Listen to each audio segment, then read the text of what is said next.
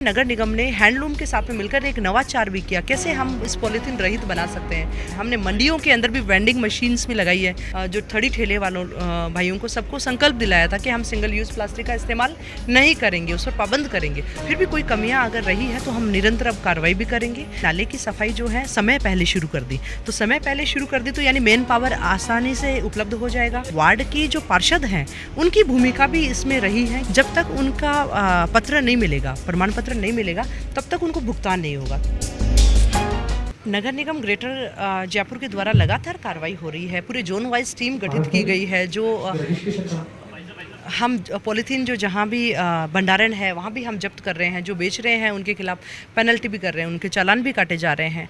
पर ये तमाम सब चीज़ें देखने के बाद, चालान पेनल्टी करने के बाद भी अगर प्लास्टिक शहर के अंदर हैं तो कहीं ना कहीं अभी आपको बताया कि मन में संकल्प में कमी है कि हम लोग जो चीज़ बंद हो चुकी है उसका उपयोग कर रहे हैं। हमने नगर निगम ने हैंडलूम के साथ में मिलकर एक नवाचार भी किया। कैसे हम इस पॉलीथीन रहित बना सकते हैं जूट बैग के इस्तेमाल को, क्योंकि हम फ्री में अगर किसी को देते हैं बैग तो उसकी वो जो है उपयोगिता नहीं होती है।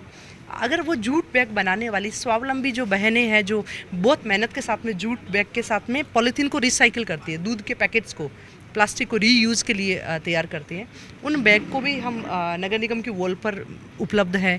किसी के पास में बैग नहीं हो वहाँ से परचेज कर सकते हैं। हमने मंडियों के अंदर भी वेंडिंग मशीन्स भी लगाई है जहाँ 5 रुपये और 10 रुपये के अंदर बैग मिल रहा है। तो इन सब चीज़ों के इतने प्रयास करने के बाद में हमें जयपुर की स्वच्छता के लिए, जयपुर को सिंगल यूज़ प्लास्टिक रहित, और थीम भी यही है बीट प्लास्टिक पोल्यूशन, और वो तभी हो पाएगा जब जन सहभागिता होगी।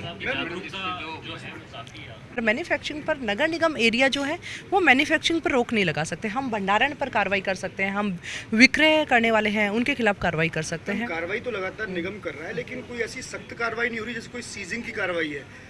इस तरह की सीजिंग कार्रवाई हो तो डर आम जनता में बह बैठेगा, व्यापारियों में बह बैठेगा, लेकिन चालान कट कर इतनी श्री हो जाती है, फिर दोबारा से वो पॉलीथीन बैग। लेकिन वही सबसे पहले तो वही संकल्प की ज़रूरत है। कल जैसे ही मानसरोवर जोन से संकल्प लिया कि हमें ओपन डिपो रहित जोन को बनाना है, कि शुरुआत हमें अपने संकल्प के साथ में होगी। वैसे ही पॉलीथीन के लिए भी हमने अंत्योदय 20 कार्यक्रम जो सांगानेर स्टेडियम में हुआ, उनमें सभी रेडी पटरी वाले लोगों को, जो थड़ी ठेले वालों भाइयों को, सबको संकल्प दिलाया था कि हम सिंगल यूज़ प्लास्टिक का इस्तेमाल नहीं करेंगे, उस पर पाबंद करेंगे। तो संकल्प लेने के बाद में कहीं ना कहीं थोड़े बाउंड होते हैं उसके लिए। फिर भी कोई कमियाँ अगर रही है तो हम निरंतर अब कार्रवाई भी करेंगे। और अभी तो 1 जून से 21 जून तक तमाम सुबह में 6 बजे निकलती हूँ योग के कार्यक्रम में, तो वहाँ योग का कार्यक्रम भी होता है, वहाँ रास्ते की स्वच्छता भी नज़र आती है, वहाँ वापस आते वक्त पॉलीथीन भी नज़र आती है। तो तीनों कामों पर सक्रिय मॉनिटरिंग जो है, प्रभावी मॉनिटरिंग है, वो की जाएगी। एक बार मानसून नज़दीक आ रहा है, नाला सफाई का कार्य प्रगति पर है, उसको लेकर आपकी तरफ से कुछ समीक्षा बैठक वगैरह? कल हमने बैठक रखी है, कल 3 बजे नगर निगम मुख्यालय के अंदर। वहाँ तीनों सफाई समितियाँ, गैराज समितियों के साथ में स्वच्छता की भी मीटिंग होगी। साथ में मानसून को, आपदा प्रबंधन को लेकर तमाम मुद्दे जो हैं अभी मानसून की वजह से जो इफेक्ट करते हैं शहर की व्यवस्था को, उन सब पर प्रभावी कार्रवाई है वो की जाएगी। नालों की सफाई कई बार कागजों में भी हो जाती है, तो उस व्यवस्था से बचने के लिए क्या कुछ किया जाएगा? देखिए, इस बार हमने थोड़ा अलग किया है कि नाले की सफाई जो है समय पहले शुरू कर दी। तो समय पहले शुरू कर दी तो यानी मेन पावर आसानी से उपलब्ध हो जाएगा, और आसानी से उपलब्ध होगा तो अच्छी तरीके से सफाई भी होगी। सफाई के साथ में हमने वार्ड की जो पार्षद हैं उनकी भूमिका भी इसमें रही है कि वार्ड के पार्षद हैं वो भी बताएंगे।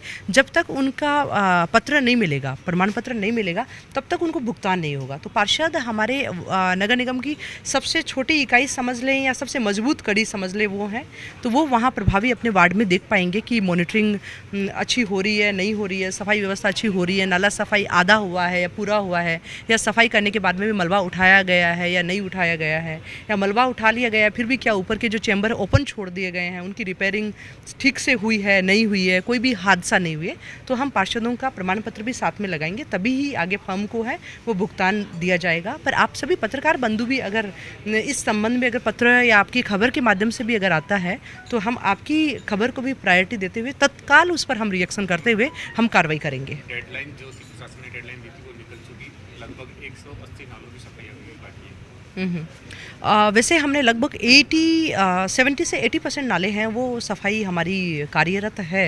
हो चुकी है और अब बचे हुए अब इस समय में भी हम मानसून आने से पहले ही जल्द ही पूरा कर लेंगे और कल समीक्षा बैठक के अंदर वो डायरेक्शन भी दिया जाएगा तमाम नालों की सफाई होकर कचरा समय पर जो मलबा है उसको निस्तारित किया जा सके।